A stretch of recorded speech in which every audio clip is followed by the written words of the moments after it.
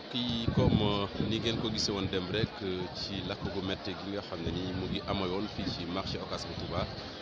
jamonoy benn waxtu ci guddi la tàmbali woon booba ak léegi xam ngeen ne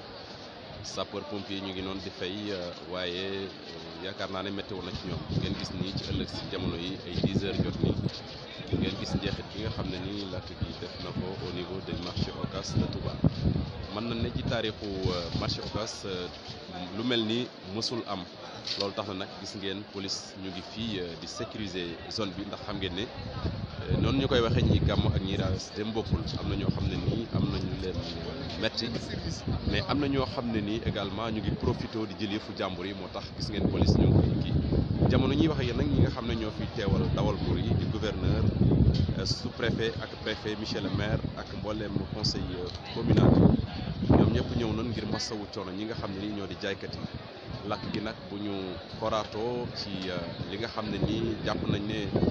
defandi na ko toll na ci lu mat fukk ak ñett ci ay centres commerciaux yoo xam ne nii laal na leen ak fi ñu taxaw nii muy marchand ambulant yi sapeur yi nag ni leen ko waxee démb ak léegi ñu ngi fay di def seen kem kattan waaye sawara si dafa dëgër bopp ba nga xam ne nii jafe woon na fii ñu toll nii xam ngeen ne tey marché Ocass kenn xëyul